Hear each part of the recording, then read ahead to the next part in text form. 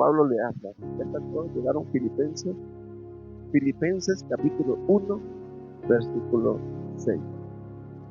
3, versículo 3. Cuando llegan ahí me dicen amén, levanta la mano, no sé, hacen cualquier cosa. Voy a leer la palabra en el nombre del Señor Jesucristo. Amén. Doy gracias a mi Dios siempre que me acuerdo de vosotros. Siempre en todas mis oraciones rogando con gozo por todos vosotros, por vuestra comunión en el Evangelio desde el primer día hasta ahora, estando persuadido que de esto, que el que comenzó en vosotros, ¿cómo? ¿El que comenzó en quién? La buena obra la perfeccionará hasta el día de Jesucristo. Amén. Dígale al que tiene al lado, el que comenzó la obra en ti, la terminará. No, pero dígaselo con gusto, con gozo. El que comenzó la obra en ti, la terminará. Sí, pues, la hermana lo dice. Sí, el Señor que hizo la obra en nosotros, la va a terminar, porque Dios no deja nada a medias. Los que dejamos las cosas a medias somos nosotros. Pero cuando Dios llama a una persona, la llama con un propósito y un objetivo.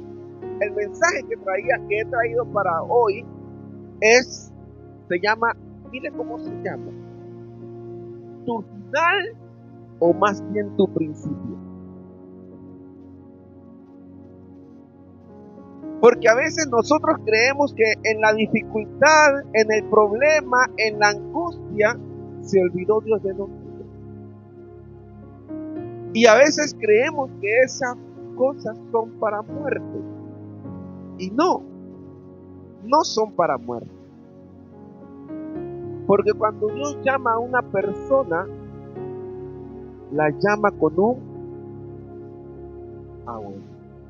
Y ese propósito de Dios se cumple o se cumple.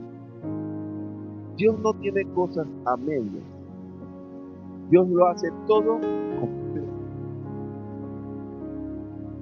Dios lo hace todo completo. Y lo que Dios empieza, por eso cuando Pablo le habla a los filipenses, en el capítulo 1, Pablo les está diciendo que está orando y rogando por ellos. Y le dice a los filipenses, yo estoy convencido, estoy persuadido cada vez que oro por ustedes, estoy seguro que el que comenzó la obra en ustedes la terminará hasta que fuere el tiempo preciso. Mire, el hombre puede hacer muchas cosas, pero Dios es el que pesa los corazones.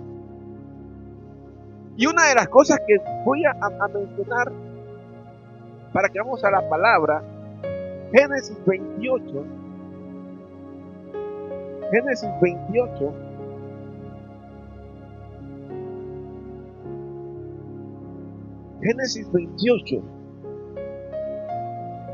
en el versículo 15, Dios le dijo a Jacob, Dios le habla a Jacob, y le dice a Jacob,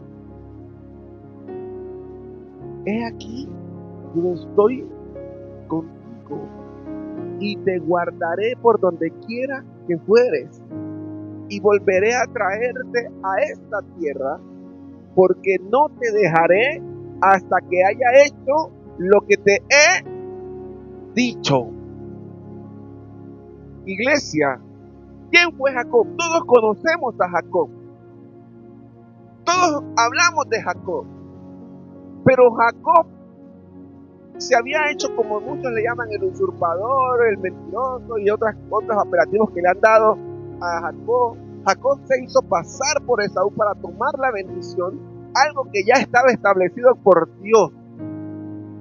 Desde antes que ellos nacieran, Dios ya había dicho que el menor estaría por encima del mayor, o sea, el mayor serviría al menor.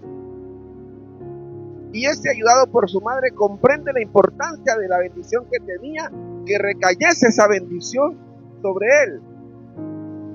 Sin embargo, cuando Esaú se entera de que Isaac ya bendijo a Jacob en su lugar, se enoja mucho, hasta llegar a pensar en matarlo, en que lo voy a matar, porque me va a robar la bendición. ¿Cómo es posible que yo, siendo el mayor, el que merezco ser bendecido, y que apenas nació después de mí, según la cultura y toda la tradición que había, el que debía recibir la bendición, que era Esaú? Culturalmente el hijo mayor era el primero que se iba de casa. Pero aquí vemos a un Jacob que usurpa una bendición, pero no la usurpó realmente, porque él la compró. Él le compró la bendición, porque la bendición era para el primogénito. Y cuando Esaú vendió la primogenitura por el plato de lentejas, vendió la bendición. Y cuando se ve tan apresurado, Jacob viviendo cómodo en su casa. Jacob estaba viviendo cómodo en su casa. Con papá, mamá, hotel mamá, no había problema, tenía 77 años.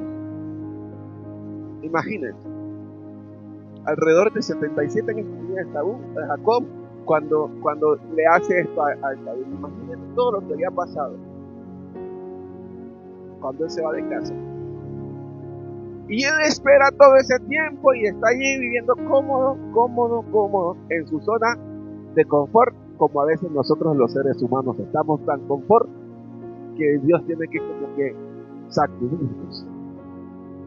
Y podemos ver que Jacob sale primero que Esaú, que culturalmente no era lícito, porque el que salía primero era el hijo mayor, era el que tenía que salir casada, como las hijas mujeres también, que era la mayor la que tenía que estar casada, porque el hijo mayor tenía derechos especiales como la herencia, el liderazgo de la familia, entre otras cosas que se podían mirar en la cultura. Pero para Dios esto sería una excepción. Dios es el que hace el mundo, Él lo maneja como Él quiere. Él hizo las cosas, Él lo maneja como Él quiere. Él había escogido a Jacob para establecer su propósito y escogió a Jacob. Y cuando Dios escoge a Jacob estando cómodo en su casa, le tocó escaparse y salir corriendo porque su hermano lo iba a matar, ¿cierto? Y a sus 77 años sale de la casa sin saber si volvería a ver a su papá o no. Le tocó salir corriendo, dejar todo. No dice el texto que Jacob salió con alguien, no dice que se llevó criados ni criadas, dice que se fue. Y entonces se fue como solo. Se fue solo, no tenía más nada. Y su papá nomás lo que hizo fue darle la bendición del hijo mayor, la bendición del hijo mayor, y le dio la bendición. Posiblemente yo hago un análisis, humanamente hablando, lógicamente hablando. Jacob, estando cómodo en su casa, no tenía problemas, no tenía nada, porque lo tenía todo con Esaú, con Isaac. Lo tenía todo. Pero ahí está el propósito de Dios. Y Dios quería empezar el propósito con Jacob. Y después de estar cómodo, hace eso y él dijo, bueno, le cojo la bendición como yo te la compré con un plato de lentejas. Estoy parafraseando el texto, haciendo un drama de la serie. Y aquí no va a pasar nada después que le haga esto a mi hermano. No, Esaú se enojó, dijo, te voy a matar. ¿Y qué le tocó a Jacob? Salir huyendo. La mamá dijo, vaya donde la va mi hermano, se fue a tierras extrañas, a Padamaram, y se fue para allá, y se iba a ir por allá. La pregunta es, nosotros hoy conocemos el propósito. Nosotros hoy conocemos lo que iba a vivir Esaú y Jacob. Nosotros hoy conocemos la diferencia que iba a haber entre esos hermanos. Nosotros conocemos hoy que Jacob iba a llegar a una ciudad que llamaba Luz, y se iba a quedar dormido, y que iba a haber una escalera que bajaba y subía. Eso lo conocemos, pero Jacob en el momento estaba pensando que se iba a encontrar con Dios. No, Jacob en el momento estaba diciendo, mi hermano me va a matar, este es mi final. Jacob posiblemente le tocó salir huyendo, porque si no hubiera estado que el hermano lo va a matar, no sale corriendo. Y la misma mamá le dijo, su hermano se levantó contra usted, así que es mejor que usted vaya donde mi tío y allá en la casa de mi tío viva por un tiempo. ¿Cierto? Lo dice el texto. Y Jacob sale de su casa huyendo de su hermano que lo va a matar. Pero Dios tiene un propósito con Jacob. Jacob quizás podría decir, este es mi final. ¿Sí? Jacob pudo decir, esto es mi final. Incluso Jacob, versículos más adelante, se va a encontrar, pasa mucho tiempo y él se va a encontrar con Esaú, su hermano, y le manda unos presentes para amarrar a los perros y decirle, yo no tengo nada contra usted, y si usted lo recibe es porque no me va a matar, aún después de tener el propósito encima. Y podemos ver a un Jacob que huía porque iba a morir. Este es mi final. Pero mientras Jacob estaba pensando que ese era su final, Dios estaba estableciendo un principio en Jacob. No lo veo usted como gozoso, Dios mío. Cuando Jacob estaba pensando que ese era su final, Dios estaba estableciendo un principio. Dios estaba estableciendo un principio. No era el final de Jacob. Jacob dice, donde mi hermano me encuentre me mata. Y Dios dijo, yo tengo que sacarlo para empezar a hacer con él lo que voy a cumplir. Amén. Yo no lo veo tan convencido a usted, ¿verdad? Yo estaría brincando, saltando. Porque Dios, cuando tiene un propósito, aunque el diablo quiera darte el final, para Dios es el comienzo. Para Dios es el comienzo. Y cuando llegamos nosotros a ver la situación de Jacob, que le tocó huir y llega a la casa del tío, a empezar de cero. Y ya no viviendo en hotel mamá, como un siervo. Y trabajó 7 años por una, 7 años por la otra y 7 años por gracia. Pero yo veo a un Jacob aquí que huía de su hermano porque él pensaba que era su hijo. Mi mamá, ya no tengo más nada de esperanza.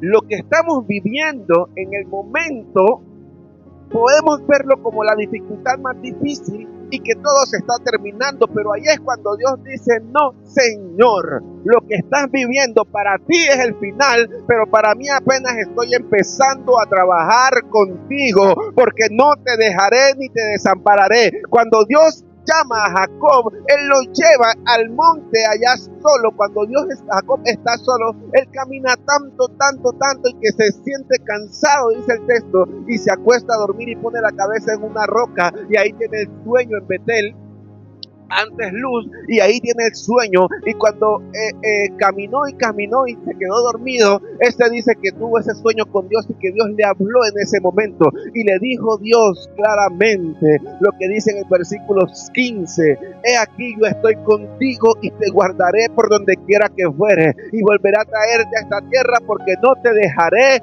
hasta que haya hecho lo que te he dicho. ¿Qué quiere decir esto? Que Dios no empieza y deja las cosas a media. Lo que Dios empezó con usted, lo que Dios empezó con su vida, Él lo va a llevar hasta el final.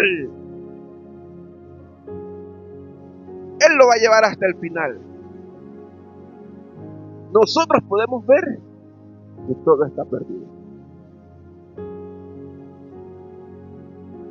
Yo hago el esfuerzo. Señor, yo me levanto, salgo una cosa, hago otra, pero no veo resultados. No está perdido. La situación no está para destruirnos. Y Jacob, cuando pensaba que él ya no tenía esperanza, se le aparece Dios mismo y le dice: no te voy a dejar, no te voy a soltar, yo te protegeré.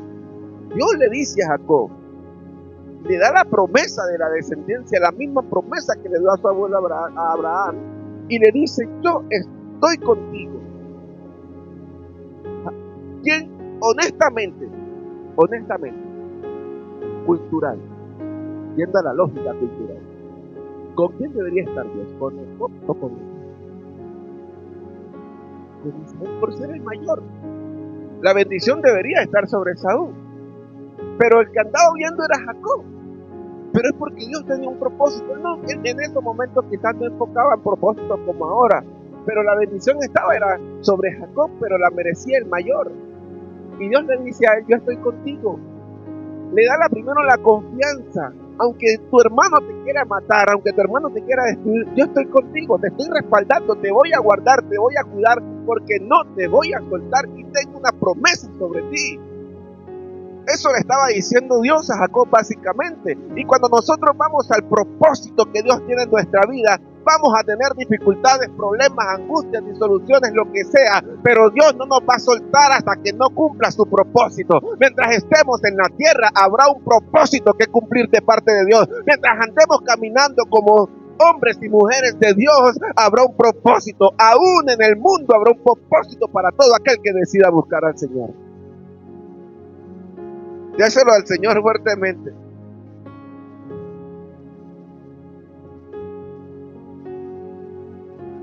Jacob salió solo, primero, salió solito. Quizás con las manos vacías, o llevaba el niño para ir comiendo en el camino, como le daban en la casa antes. Se va para el monte con un pedazo de panela y lleve pan para que no le dé hambre. Y coma pan con panela. Y lo poquito que le pudo haber dado a la mamá para que se fuera tranquilo. No dice el texto cuánto tiempo estaba de distancia desde donde estaba él hasta la tierra de Padán-Aram. Jacob no tenía a nadie, ningún profeta que le estuviese dando ánimo. Ningún profeta llegó a Jacob y le dijo, tu hermano te va a matar, tranquilo que Dios te va a respaldar. No. Él antes de encontrarse con Dios no tenía a nadie que lo animara. Antes la mamá vino y le dijo, su hermano lo va a matar.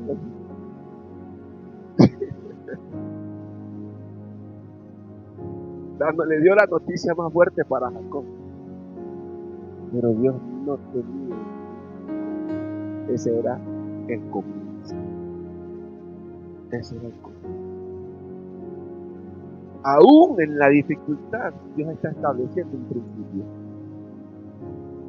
En la dificultad, Dios está estableciendo. Para Lázaro era el fin. Para Jesús era el comienzo de una nueva vida. Yo no lo veo tan convencido. Para Lázaro era el final. Para Jesús era el comienzo. Lázaro estaba muerto. Y cuando vienen a Jesús a decirle, tu amigo está enfermo de gravedad, Jesús le dice, esto no es para muerte. Y se murió. ¿Y qué pasa con Lázaro? Jesús se para y le dice, Lázaro, sal fuera. Empezó una nueva vida en Lázaro. Empezó un nuevo comienzo. Empezó a glorificarse el propósito de Dios. Cuando vieron a un muerto resucitar, la gente se estremeció y dijo, ¿qué cosas grandes es esta, las que hace este varón? Se sorprendieron porque ese era el comienzo de un nuevo milagro, de una nueva salvación, de una nueva restauración para esa tierra. Y lo que parecía el final para una familia como la que era la de Marta y María, era el comienzo de un milagro, de un propósito de Dios en la familia de unos hombres. Nada de lo que Dios empieza lo deja terminar. Nada. Dios no es como nosotros. Dios es diferente a nosotros. Los hombres empezamos algo, nos aburrimos y lo dejamos tirado. Usted le dice a Dios, aquí estoy, como decía antes las canciones que cantábamos anteriormente, heme aquí, envíame a mí. Y usted le decía a Dios, envíame a mí, y Dios lo cogía listo, aquí lo tengo. Pero a la mitad del camino usted ya no quería ir. Llegaban los problemas, ya no se quería mover, pero Dios le dijo, no Señor, usted me dijo que lo enviara. Y yo empiezo y termino. porque lo que yo hago no lo dejo en la mitad, sino que lo llevo al término que he prometido hacerlo. Si Dios le dio a usted una promesa, si Dios le dio a usted una claridad, una palabra, aférrese a esa palabra y sosténgase firme aunque quiera caerse, porque no es el final aunque vengan los problemas, no es la dificultad aunque tengamos situaciones difíciles, sino que Dios va a llevarnos hasta cumplir su propósito en nosotros. Y por eso Pablo le dice a los filipenses, estoy persuadido, básicamente convencido, que el que empezó en ustedes la obra, la llevará a término.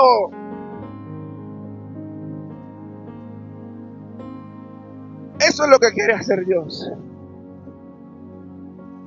Lo que parece el final es el comienzo. Lo que parece el final es el comienzo. Jacob no esperaba que su salida de su casa fuera de esa forma, huyendo. Yo creo que él tenía en su momento pensado que iba a volver a coger para salir de su casa, se iría a casar con una persona, iban a hacer la ceremonia normalmente, como se hacía de costumbre, y que él iba a salir. Él no lo pensó en su casa, en su cabeza, quizás que iba a tener que salir huyendo de su hermano porque lo iba a matar. Pero Dios sí tenía un propósito. Y como decía un comentario que leí hace poco, decía, Dios había establecido el propósito. Y de esa situación, aunque era contraria a la cultura, Dios iba a sacar algo bueno. Dios iba a sacar algo bueno. Dios le prometió a Jacob que cumpliría su promesa. Dios se lo prometió. Y aunque Jacob quizás no miró el propósito completamente, su descendencia vivió el propósito, vivió la palabra. Porque aún estando en Egipto, Dios se mantuvo firme a lo que le había dicho a y usted puede ver a un pueblo de Israel que estaba en Gosén y 10 plagas en Egipto, y al pueblo de Israel no lo tocó. No lo tocó. Porque el principio que Dios establece en una persona será para grandes cosas. Quizás nosotros vemos estas cosas así y conocemos a un David, por ejemplo. Un David, ¿quién era David? El hijo de Saúl. Todos hablamos del superhéroe David y conocemos a David. Pero David no pensaba que iba a ir a servir a la casa del rey. Y David no pensaba que mientras estaba tocando el arpa para que el rey se sintiera tranquilo, pasar una lanza a clavarse en la pared que iba para su cuerpo. David no pensaba en eso. David no pensaba que el rey lo iba a matar. Porque si hubiera pensado eso, él no había ido a la casa de Saúl. Y llega David a la casa de Saúl, hace las cosas para Saúl, tanta confianza que Saúl le dice, hijito, y después lo quiere matar. ¿Qué le tocó a David? Huir también. Salir corriendo. O sea que volvió a estar en la nada.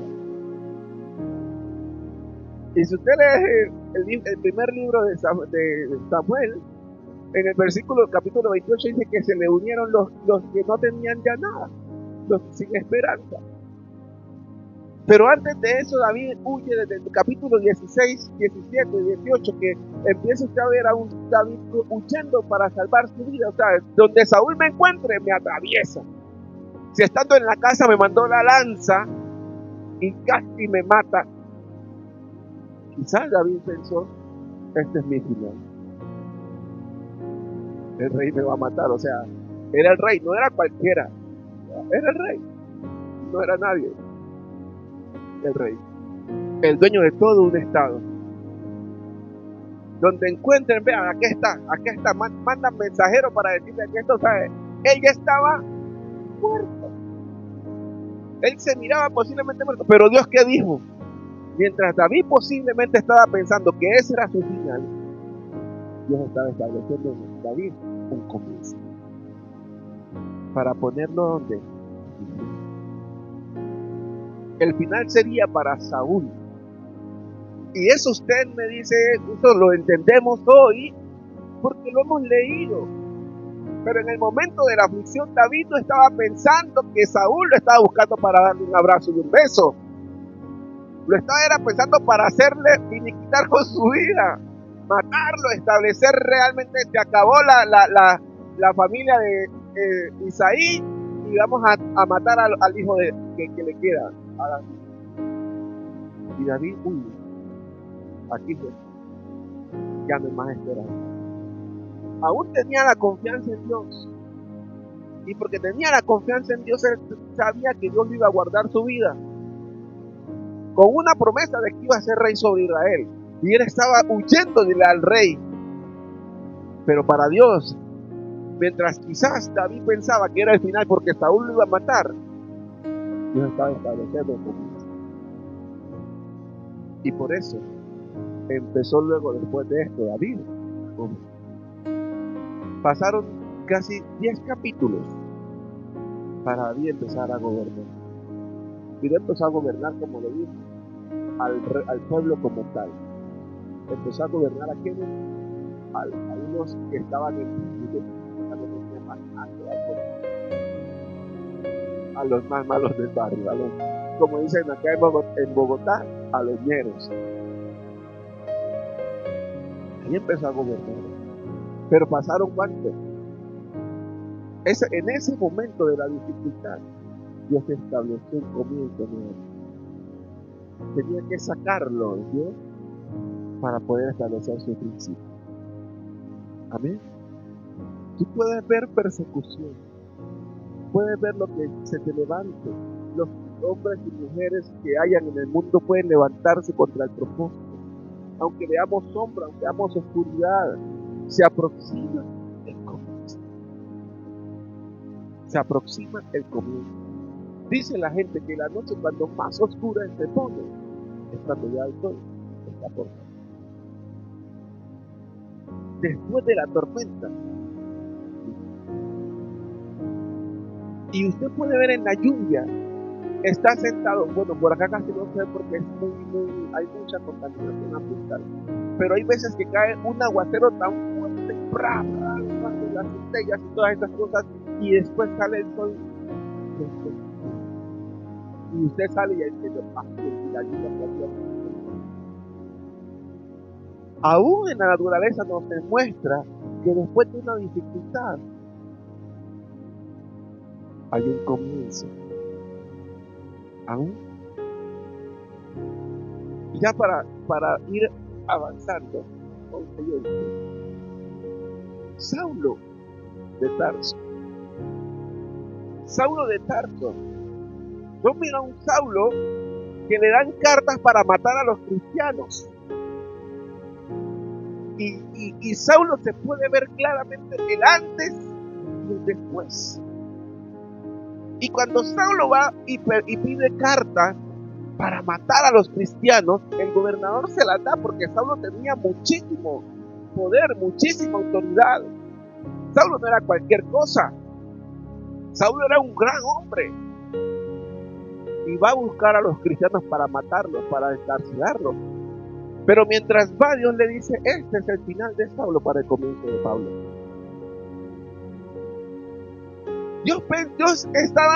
Saulo no pensaba que iba a cambiarse de Saulo a Pablo en ese día que iba a Damasco.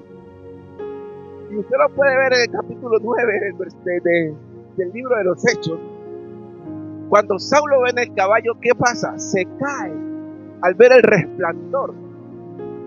No sé el contexto, cómo lo identificará el resplandor como tal cuando ven una persona, pero cuando alguien adquiere una situación de esa después de una caída, ¿qué pensó? Se cayó del caballo, el caballo iba andando, iba galopando, y se cae del caballo, y una caída se pudo haber quebrado un hueso, se pudo haber fracturado, cualquier cosa pudo haber pasado, pero no, Saulo se levanta y lo que ve es pura luz, un resplandor y una voz que le habla, y después queda ciego. Cuando Dios le dice, ¿por qué me persigues? ¿Y qué pasa con Saulo? Saulo quedó ciego. Posiblemente Saulo dijo, y ahora yo ciego, ya no voy a ver más, ya no va a haber más esperanza. Porque Dios no le dice, yo te voy a recuperar la vista, no le dice, váyase a tal parte y allí espere hasta que yo le diga lo que usted tiene que hacer. Pero estaba sin vista, lo tuvieron que llevar, o sea, ya es una persona que pierde la visión en estos tiempos, cae en depresión después que ha visto toda su vida. Hay muchos que dirán, no, yo tengo el ánimo y se levantarán, otros que caen, perdieron su visión y caerán en la depresión. Y no lo levantará nadie. Pero sin embargo, Saulo se va ciego y posiblemente diciendo, ya no tengo valor, ya no tengo sentido. ¿Y qué hace? Le tocó hacer un ayuno. Por allá se metió en ayuno de 3 días. Y ya así ciego durante 3 días. No era una pérdida temporal, como lo dicen a veces los médicos. Era una ceguera. Porque lo tuvieron que llevar. Después de ver tanta resplandor, tanta luz, se le quemaron los ojos. Y quizás él estaba diciendo ya no me quedo. Ahora ya no voy a poder leer en la sinagoga, ya no voy a poder ver porque ahora la gente pueda mirar a un ciego. Tengo primero el contexto. Vayamos al contexto. ¿Qué pasaba con una persona que era ciega, con una persona que tenía una dificultad física? No podía entender. Todo aquel que tenía una situación física no podía entrar al templo porque para el contexto era injusto. ¿Y qué hace Saulo? Ya yo digo ahí en esta parte, metiéndole lógica porque me gusta mucho. Ya no voy a sentarme con Gamaliel, porque ahora este ciego que hace acá. Pero mientras él posiblemente estaba pensando que sería su final, Dios estaba estableciendo el comienzo. Yo no lo tengo. No.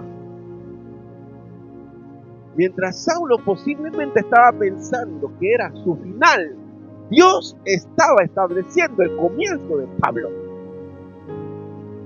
Dios estaba estableciendo el comienzo de un Pablo que iba a establecerse hasta el día de hoy con unas cartas para que usted y yo conociéramos del poder y la presencia del Dios vivo. Es decir, Dios empezó en Pablo la obra ya con Gamaliel y Saulo no sabía que Dios estaba trabajando, pero cuando él pensó ya no hay más nada que hacer porque un ciego no va a entrar a la sinagoga porque tiene una situación complicada, entonces él dijo ya no hay nada que hacer. Dios le dijo, no, mijo, apenas estoy empezando a trabajar con usted. Apenas. A veces nosotros pensamos que la caída que tenemos es el final. Pero se levantarán muchos para impulsarte a tu comienzo. Se levantarán muchos para impulsarte a tu comienzo. Saulo incrementó su oración y de una vez se metió en 3 días de ayuno y oró por esa situación. Hasta que Dios le envió la respuesta. Lo que Dios empieza, Dios lo termina. Y aunque pareciera que fuera el final, quizás sea el principio. Para hacer un avivamiento, a veces la gente ha creído que esto va a llegar así. A veces hay que rendir muchas cosas, ¿no?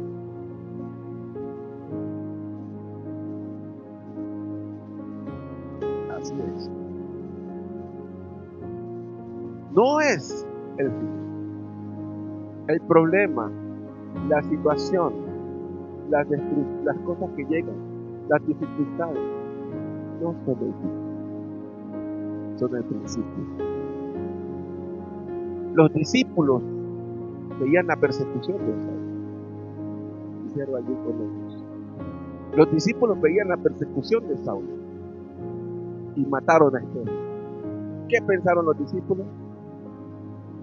Que los iban a matar. Es el final del Evangelio, el final de la palabra de Dios, el final. ¿Y qué hizo Dios? Mientras ellos estaban pensando que los iban a matar a todos, Dios estaba estableciendo el principio que les había dicho: lleven el evangelio a todas partes. Ellos se querían quedar en Jerusalén predicando cómodamente allá en la sinagoga y haciendo milagros, pero Dios quería expandir el evangelio a todas las naciones. ¿Y qué hizo Dios? Permitió que mataran a Esteban. Ellos dijeron: nos van a matar a todos, y se fueron a esconder, pero Dios estaba estableciendo un principio para que el evangelio de Dios fuera extendido en toda la tierra.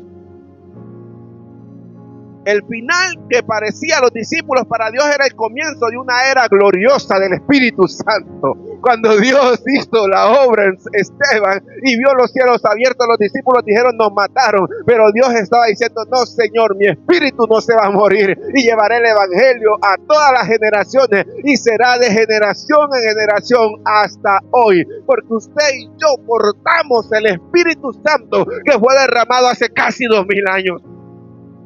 El Espíritu no se quedó muerto. El Espíritu está en medio de usted y de mi iglesia. Por eso digo, lo que Dios empieza, lo termina.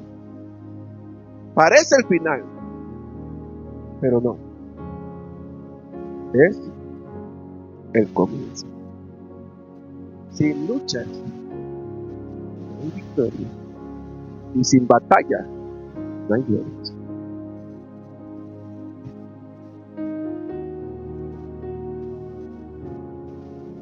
Amén. Amén. La tierra acabó con todo. La Dios era el comienzo. Dios sabe cómo hace sus cosas. Dios sabe cómo hace sus cosas. Por eso en Filipenses 1:6, Pablo le dice: estoy persuadido de que quien empezó la buena obra en ustedes la terminará. Si Dios nos ha dado una palabra, una promesa,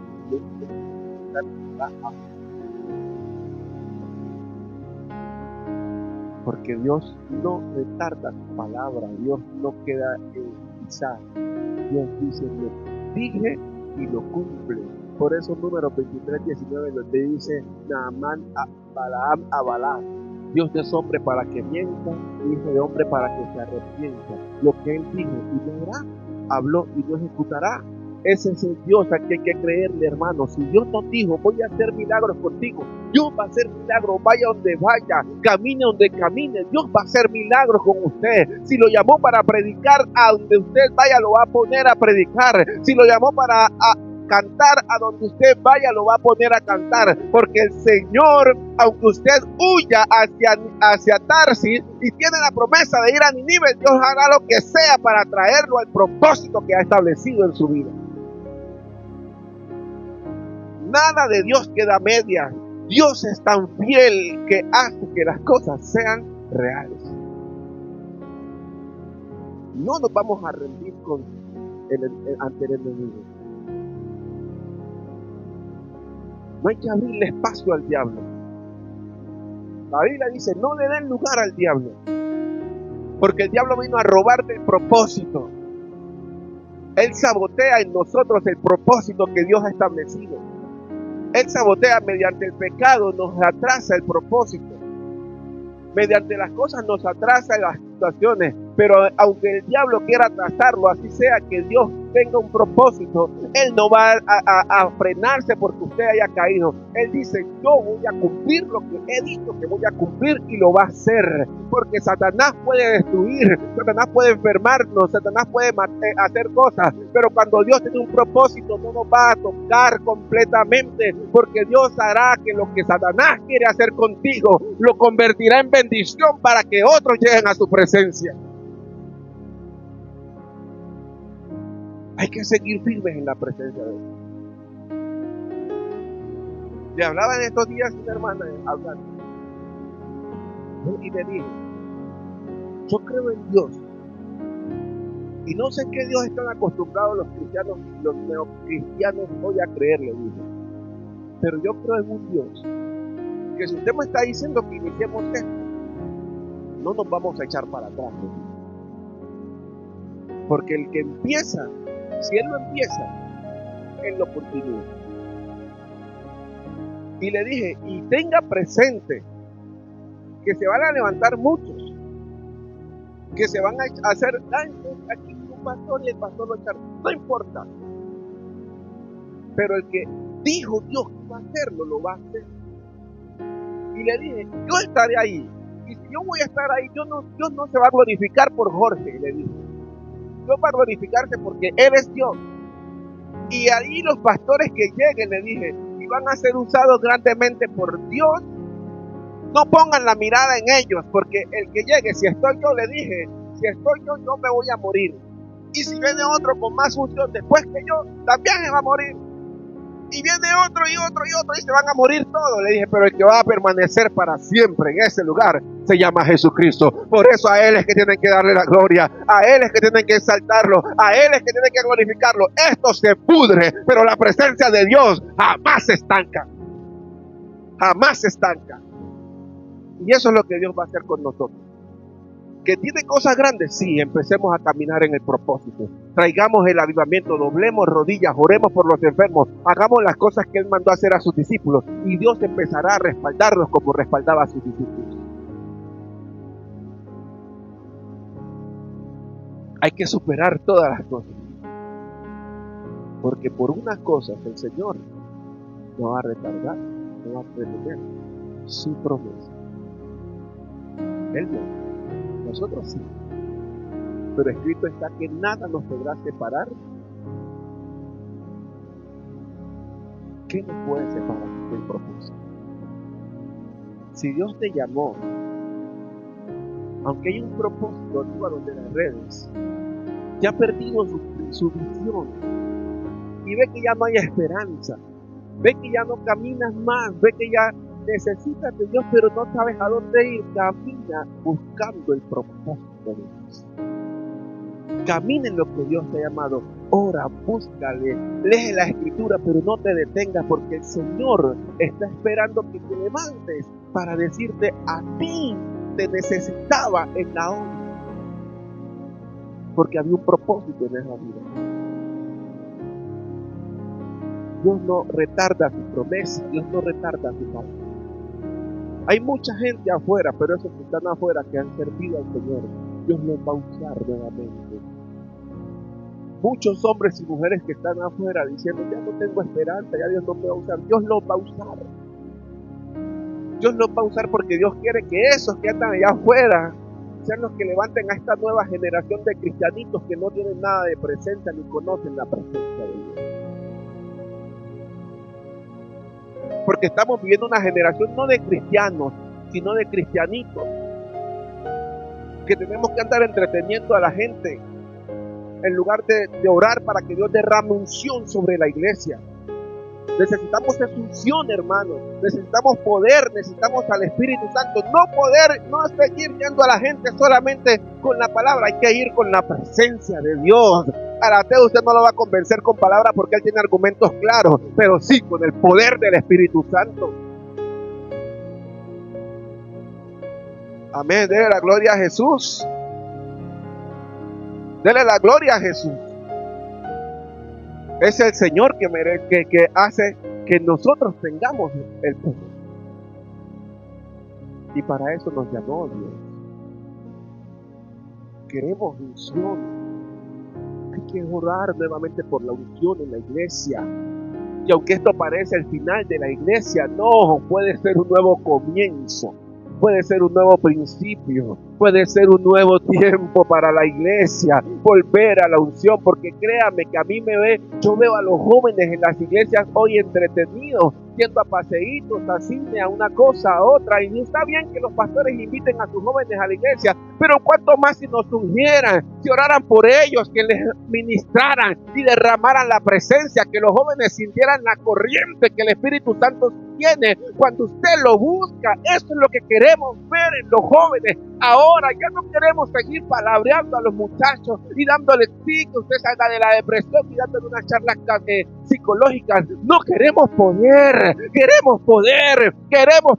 del Espíritu Santo en estas iglesias. Queremos poder del Espíritu Santo en medio de esta generación que se está perdiendo por la insensibilidad de los hijos de Dios. hay poder de Dios en las iglesias. Los demonios gritan amén, los demonios están gritando aleluya dentro de la iglesia y la gente sale endemoniada. Iglesia, necesitamos volver a la senda antigua y caminar en el poder, del Espíritu Santo, porque no es el final de la iglesia, es el principio para esta generación. Para esta generación. Porque vemos a los hombres, los pastores que se han convertido y han conocido de la presencia y que hoy quieren levantarse en la presencia y salen a evangelizar y se para como el pastor Jairo en el parque. ¿Y cuántos pastores no criticarán eso? Véalo, haciendo bulla, alterando el orden público. No, necesitamos esa gente que se vuelva a parar en los parques. Necesitamos esa gente que se vuelva a parar en la plaza, que se pare en el bus, que no importa lo que estén gritando, aunque sea el final para mí, el final para mi vida será el comienzo para la vida de otra iglesia. Cuando llevamos la palabra de Dios, aunque parezca el final por el maltrato que me dan a mí, será el comienzo del evangelio de la vida de otra persona. Y muchos dirán, véalo, alterando el orden público. Pero la iglesia nos hemos relajado. Ya no hay unción. Ya no hay unción. ¿Por qué competimos hoy por cuál es la iglesia más grande? Hace poco se estrenó la iglesia más grande en Argentina. Hace unas semanas atrás. Y estuvo el pastor Maldonado. Muy bonita la iglesia más grande de Argentina.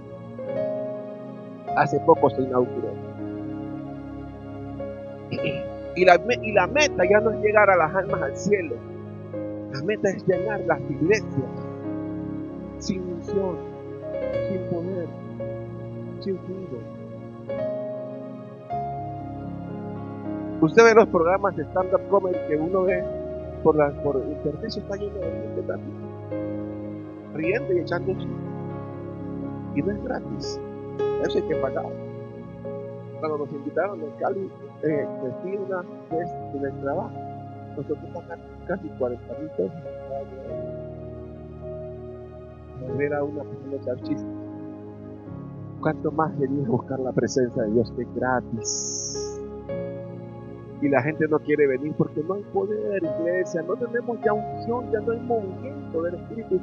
Las aguas están quietas, se están estancando. Dios quiere que nos levantemos para volver a mover esas aguas, iglesia. Dios quiere mover las aguas otra vez. Quiere que las aguas vuelvan a sacudirse. Quiere que las aguas vuelvan a moverse y empezar a mover las aguas. Eso es lo que Dios quiere hacer con esta nueva generación. Que conozca que el Espíritu Santo está en medio de ellos, dando poder, unción, fuego. El poder del Espíritu Santo está en medio de nosotros para levantarnos. Que el poder del Espíritu Santo está en medio de nosotros para hacer milagros y sanidades.